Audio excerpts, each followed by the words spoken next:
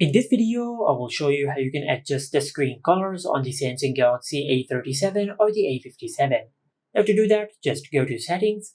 Now under Settings, just scroll down a bit and tap on Display. Under the Display settings, you will find the option for Screen Mode.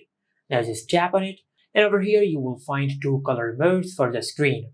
You have the option for Vivid, and you also have the option for Natural, for a more natural look. Now, if you select Vivid, you will have even more customizations for the color of the screen. For example, you can change the white balance of the screen, you can make it cooler or warmer. I'll set it on default.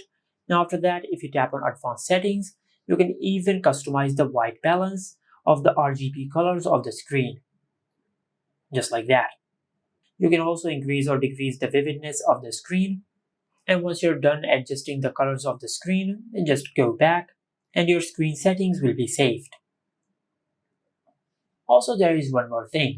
If you have noticed that the colors of the screen are a bit yellow, then just disable the toggle for Eye Comfort Shield. When this toggle is enabled, the colors of the screen will become a bit warmer. So just disable this toggle if you want to get rid of that yellow hue from the screen. And this is it. Make sure to like, comment, and subscribe. Thank you for watching.